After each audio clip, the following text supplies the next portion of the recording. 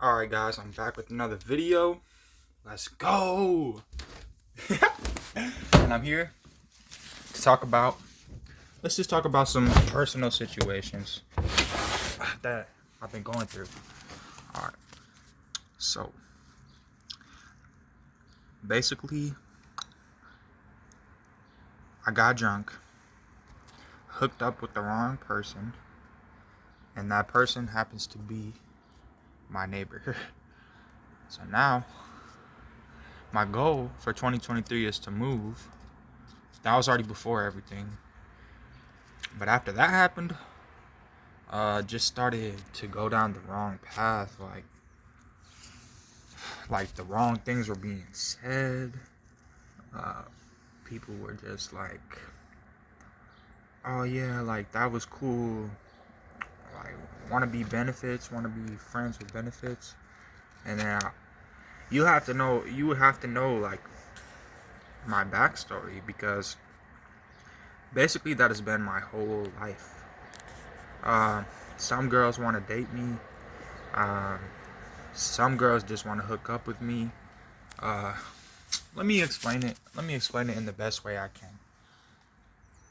You know, like the first couple girls that were interested in you, and they wanted to be your girlfriend. They wanted all this from you, but that was a while back. That was in a whole different like time period and shit. But basically, growing up, after I've already kind of rejected these women that wanted to date me, because when I was younger, I kind of had this attitude, and this is the wrong attitude to have. But you think like, oh, I could do better.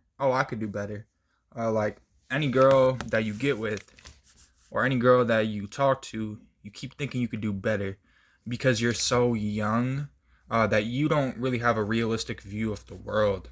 Especially if your parents like aren't together. There's nothing wrong if your parents aren't together, but it might be a bit harder for you. It's not impossible, but if your parents aren't together, it might kind of mess with your mindset when you're younger. You might have the wrong ideas in your head. I used to watch a lot of Family Guy. I used to watch a lot of 2.5 Men, the TV show. And I used to think when a boy and a girl had sex, they would just sleep in the same bed naked. I didn't know what it was really entailing, because in the TV show, that's all they would do. So I was like, okay, so when you like a girl, you just get naked and you just fall asleep with her. For real, that's what I thought, because they would say sleeping with each other. I was like, oh, okay. But anyways, so, I had a very lucky life. I had a very fortunate life. I had a very awesome life. I had awesome role models. I'm just putting that out there that, let's say your parents aren't together, that might kind of disrupt your whole idea of dating. You might either really want to find somebody and you might just settle down too fast because you never had that. Or you might be too picky. You might keep thinking, oh, I could do better. Like this kind of thing where you never find your woman because of your ego, and just because like, oh, I could do better. Oh, I could. That's not what I want. Right? Like you want the perfect woman, but it's not actually perfect woman. You're trying to find someone who's just like you, and that's impossible. We're all made unique. We're all made different. So you gotta love somebody for who they are, what they bring to the table. And you actually kind of want to find someone opposite from you. If you're a breadwinner, you want to find someone who's a comforter. You want to find someone who's gonna decorate the house real nice and organize the furniture. Or let's say you're a caregiver, right? You want to watch the kids. Then you want to be with somebody that's gonna be the breadwinner. That's gonna be doing the physical work. Because too many people are paying for. They pay to get their house roofed. They pay to get their house redone. They're paying, but at least most of us men are physically capable to be doing this work. And we're paying other men an extreme rate. And then you got insurance, and then you got all this. The materials are going through the roof. So it helps to find someone who's like the opposite of you.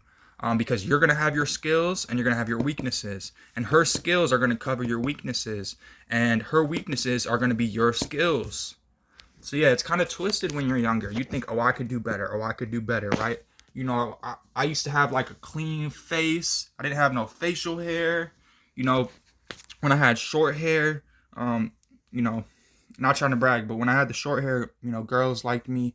They liked my eyes. I wasn't the most handsome, most good-looking guy, you know, by any means, but girls were attracted to me. You know, too much, in fact, to the point where I started saying, let me start wearing my glasses because I want someone to actually care about me for me, not the way I look.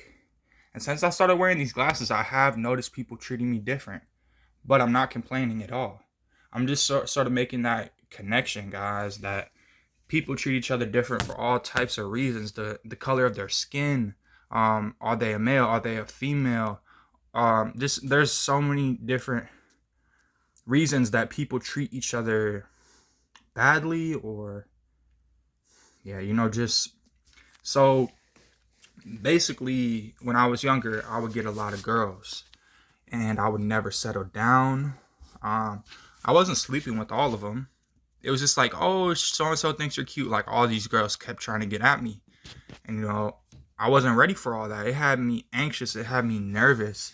You know, like I wanted to have sex, but I didn't want to have an intimate relationship. I don't know why, guys. To this very day, I'm not sure why that is.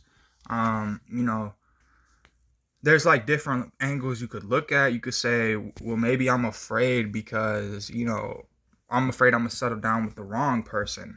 So maybe that's why I'm so picky and so careful, because maybe the right person just didn't come along yet.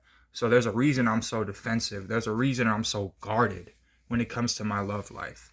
But then you could look at the other angle. You could say, you know, maybe it's like self-sabotage, right? Like all these girls think you're attractive, but then you don't really think you're that great.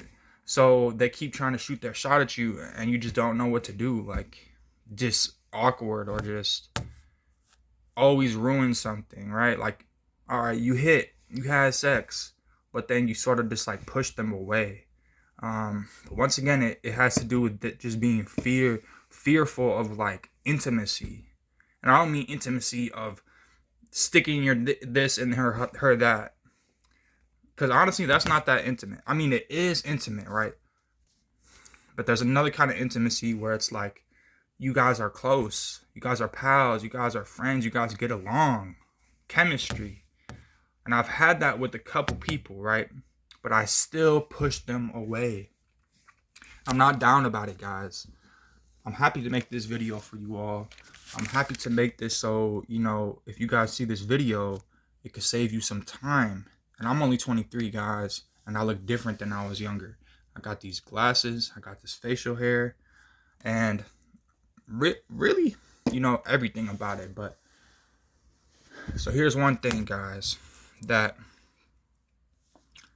so when I was younger, kind of like girls were attracted to me, but I was kind of like, I didn't really want to be with them. And then you grow up some, you mature, you change, right? Like you grow into like a new person.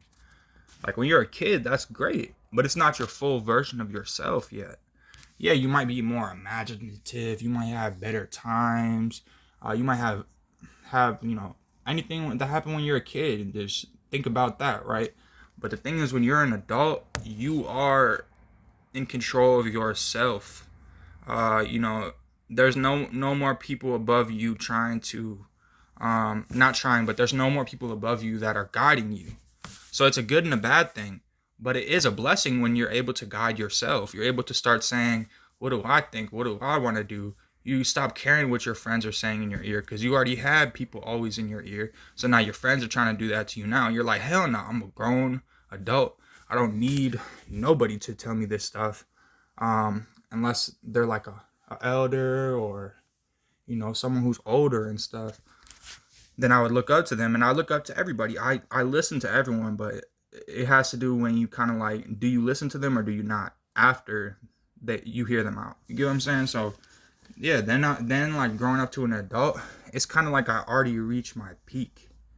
Not like my peak, not like my peak, not like my peak, like, oh yeah, I'm over here like strong and no, like what I lost my peak for was my peak of my confidence. I used to have confidence.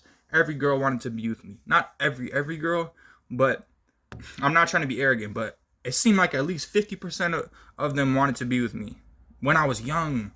That's just how it is. Like, but it doesn't reach your whole life. You know, that's why with these women, you shouldn't be so picky and you shouldn't be so this or that or, oh, what's their name? No, just get to know them. I'll be honest, you'll fall in love with any woman, because a woman has a beautiful heart. So don't be so picky, because that's arrogance when you think, oh, I'm gonna get better, But what really is better? Are they better looking? That does not matter. Because we're all equal. No one is better.